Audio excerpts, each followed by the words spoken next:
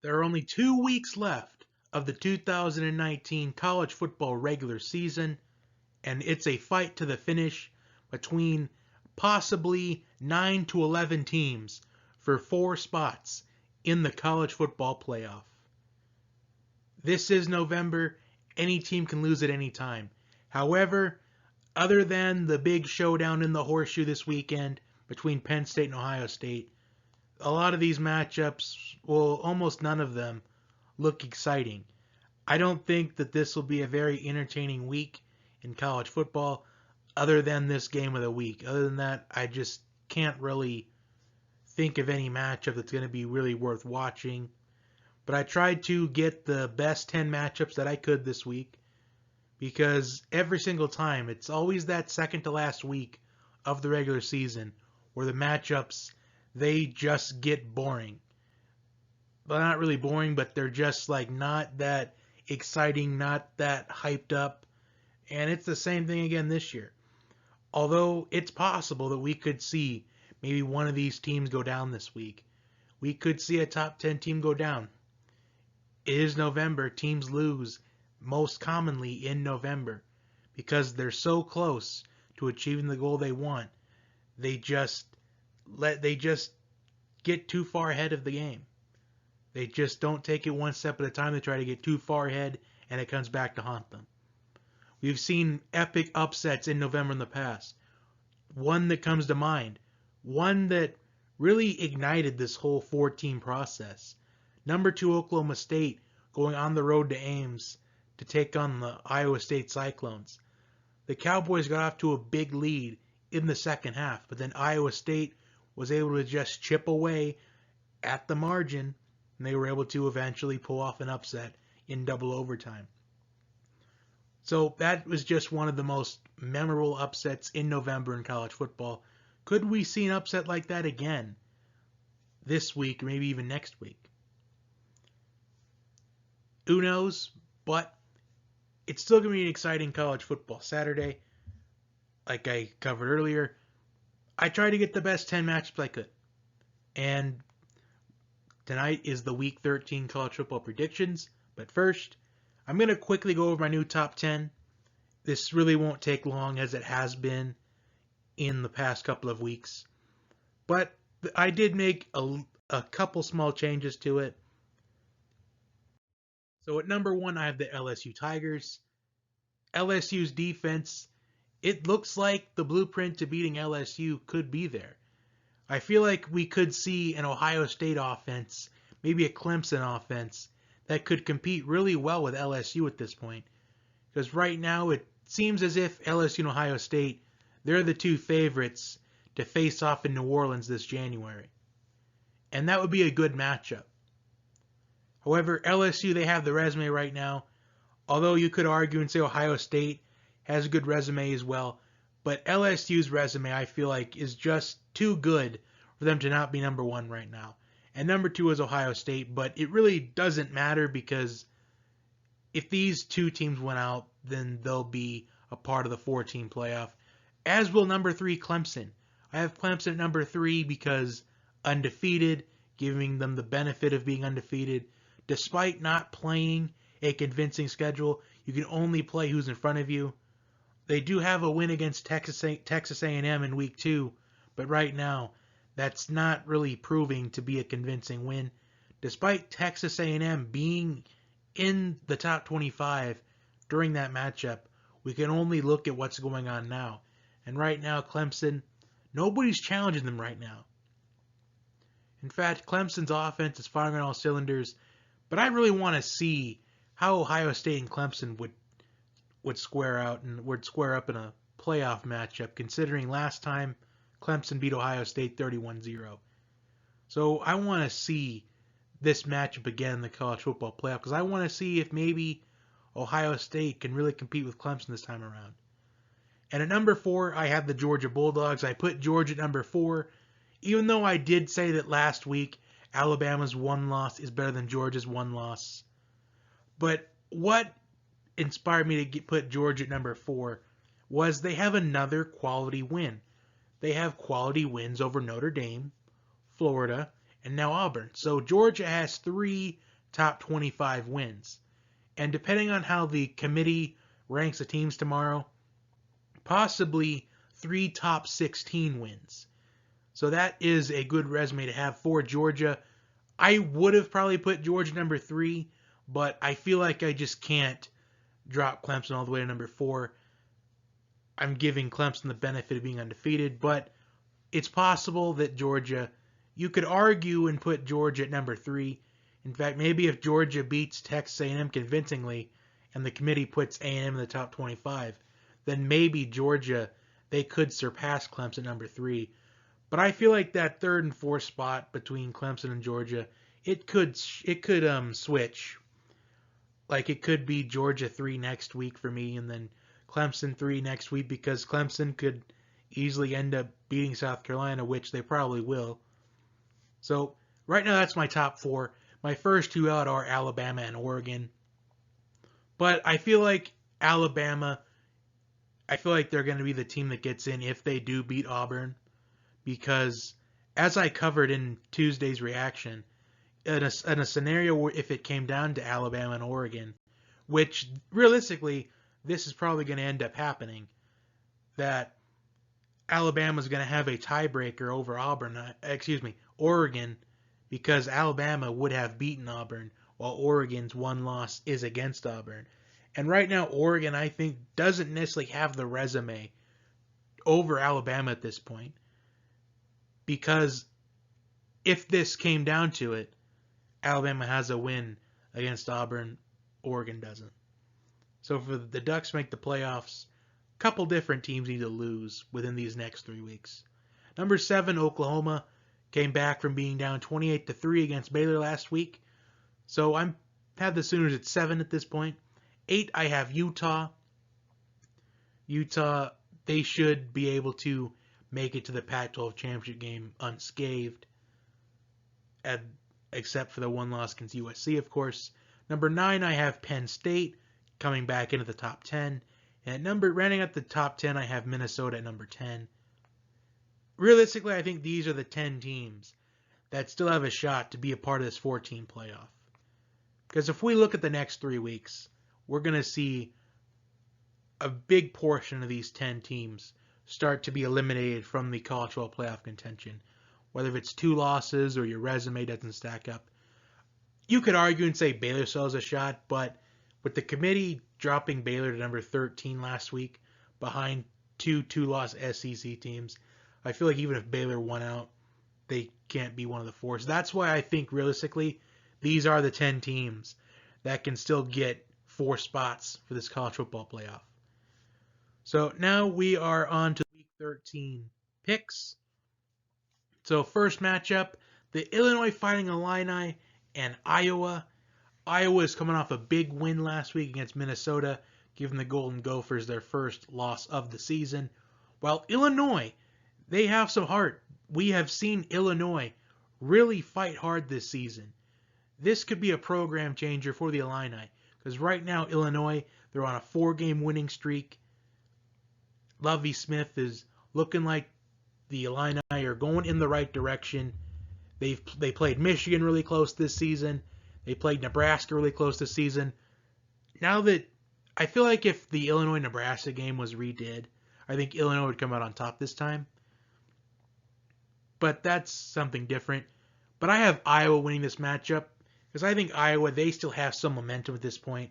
I think they're picking up the win from last week against Minnesota, and it's going to carry some momentum for the Hawkeyes. I think the Hawkeyes get another win this week. Next, an SEC showdown, Texas A&M and Georgia. Georgia's most likely going to stay at number 4 in the college football playoff committee ranking. And in the preseason, this matchup looked to be one of the most exciting matchups within the SEC. And right now, it looks like that Georgia's just going to run all over Texas A&M. However, there is at least every couple of seasons that A&M pulls off a massive upset on the road. Whether it's 2012 against Alabama or even 2014 against Auburn. Texas A&M can pull off a road upset. They're definitely capable of doing it. It happens every couple of years. But this could be the one. But unfortunately, I don't think so. But if Georgia plays the way they did in the fourth quarter last week, I think A&M has a chance. Because Georgia, in their convincing wins this season against Florida and Auburn, Georgia has they looked like they dominated the entire game. But then their defense kind of bends a little bit, and it allows the opponent to get back into it towards the end. I think A&M will surprisingly keep this game close. I think A&M's defense could keep the Aggies in this for most of the game. But in the end, though, I think Georgia will pull away in the second half. Kind of like how we saw against Kentucky, where it was literally no score at the half, but then Georgia comes out and dominates the second half. So I'm taking the Bulldogs, and I think they're going to remain at number 4 in the playoff ranking. Next, we have what possibly maybe the only other ranked matchup this week, depending on how the committee ranks it, but Texas and Baylor. Both these teams are coming off of really heartbreaking losses last week, but Baylor's is more heartbreaking by being up 28-3. Although that's not really a bad 28-3 if you ask me, because Oklahoma was really capable of making big comebacks. They have a history of being down big in games and then coming back to make it close. But this was one of those lucky times that Oklahoma was able to complete the comeback this time around. And I think Baylor, they're not going to let that happen again. I think Baylor is going to come out firing on all cylinders, and this time they will hang on to a 28-3 lead. Because right now there's been weakness in that Texas secondary all season long. And I think the Bears, they are still in the contention for the college football playoff, but to me, no. But I think Baylor, they're going to take what they learned last week, and they're going to use it as motivation to win this one. I'm taking the Bears because the Longhorns, they have had a roller coaster type of season. Next, we've got Michigan and Indiana, and this matchup could be very interesting because Indiana, they have competed really well this season. In fact, I believe Indiana was in that top 25 last week. They competed really well against Penn State last week. They played them pretty close. And Indiana is always one of those teams that can sneak up on you and play you really close or end up pulling off an upset. I think Indiana is going to end up competing in this one for at least the first half. A big reason why is because I think Michigan may end up looking ahead to next week's showdown against Ohio State, and it may cause them to lose focus. But the question is, will Michigan lose too much focus? That's what I think happened to Wisconsin earlier in the season. They were a significant favorite against the Illini. They were looking ahead to Ohio State. They didn't take Illinois seriously, and Illinois ended up beating them. This could happen to the Wolverines, but I think Jim Harbaugh, even though Jim Harbaugh gets a lot of harsh criticism, I think he's going to have the Wolverines disciplined this week. It may be one that Michigan is going to look like they struggle, but I think they're going to get it. I'm taking the Wolverines because I think Jim Harbaugh is going to have this Wolverines team disciplined and having them not look ahead to Ohio State next week. So next we've got SMU and Navy. And this is going to be a big showdown because you have SMU's high-powered offense taking on Navy's triple option. Two different philosophies of how to play the game of college football. I think Navy's going to use the triple option. A big way that Navy's going to win is using this triple option to keep SMU's offense off the field. I think it's only going to work for a little bit because if SMU is able to stop this triple option early, it's going to be a long game for the midshipmen. In the end, though, I think SMU is going to end up prevailing in this matchup because SMU, they still have an outside chance of getting that Cotton Bowl bid. And I think they're going to prevail this week, stay in the race for that group of 5 spot. So I'm going to take the Mustangs. So the next two matchups, we've got some Pac-12 showdowns. We've got Oregon going on the road to Arizona State. Now, a couple weeks ago, this may have, in fact, maybe about a month or two ago, this looked like an exciting matchup for the Pac-12. But now That just doesn't seem like the case. This is a road game for the Ducks, so road games are always difficult, especially in November. But I think the Ducks, they know what the objective is to get this college football playoff. They know, in my opinion, I feel like right now the Ducks are one of those teams that control their own destiny. I think they control their own destiny, but they possibly need Auburn to beat Alabama, because if Auburn beats Alabama, that's definitely going to help out the Ducks' cause. But I think the Ducks win this week, but I think they're going to have to earn it, just like they had to earn it against Washington and Washington State. I feel like Oregon could be due for a loss either this week or in the Pac-12 championship. So if Oregon loses this game, I'm not going to be shocked whatsoever. But I just can't go against the Ducks right now because they have had a miraculous season recovering from that week 1 loss. I think the Ducks are going to keep on rolling in this one. Next, we've got Utah and Arizona. Yeah, really not much to talk about in this. I think Utah's going to win convincingly against these Wildcats. So I'm just going to pick Utah to win convincingly because when Tyler Huntley and Zach Moss, this senior leadership on offense, when they're healthy, they are two of the most dynamic players, not only in the Pac-12, but possibly in college football. And I think the Utes, they're going to roll in this one, and I think they're going to keep on winning, which will set up an epic Pac-12 championship, which will either get you that 4th seed in the college football playoff to possibly play LSU or Ohio State, depending on what happens within the committee rankings, or a spot in the Rose Bowl, which isn't a bad consolation prize, the granddaddy of them all. So I'm going to take the Utes in this one. Next, we've got TCU and Oklahoma. Oklahoma is coming off the biggest comeback in school history, being down 28-3. Seems like teams don't do well when they're up 28-3 for some reason. But I do think the Sooners will recover this week. It appears that the Sooners, they end up playing these close games after they suffer their first loss of the season. And I think they'll beat TCU convincingly because TCU, it's just been a disappointing season for them. The season breaker for the Horned Frogs were losing to SMU early in the season. And I think the Sooners, they know that they still have a shot, but they've got to win games. So I'm going to take the Sooners. Although it could end up being a close game as well. Kind of like Michigan looking ahead to Ohio State. Could the Sooners be looking ahead to Bedlam next week? That could factor in as well. But I'm still going to take the Sooners because it's really hard to pick against Jalen Hurts. I'm not going to lie. And we have a group of 5 match between Temple and Cincinnati. Now, Cincinnati, right now, they are the front runner to represent the group of 5 in the New Year's 6, which most likely it's going to be decided between Cincinnati and Memphis next week. And just like a couple of the teams that we've talked about earlier,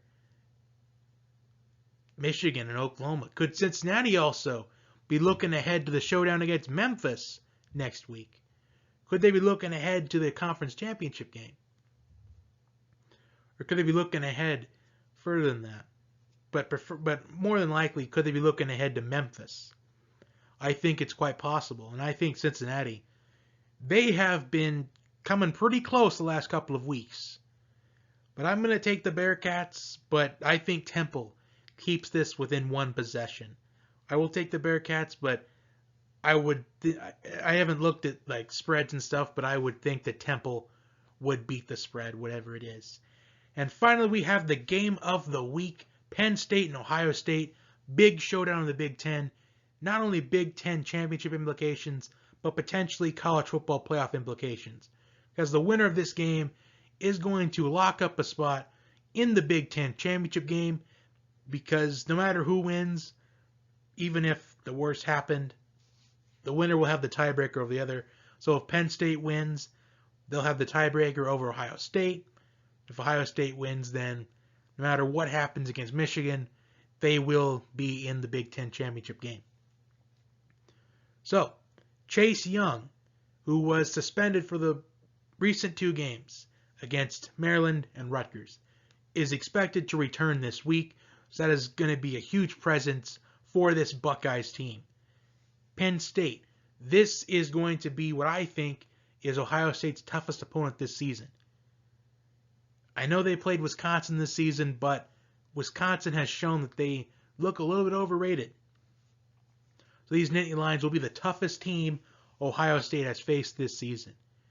And I was surprised to learn that Ohio State is a 17 to 18 point favorite in this matchup.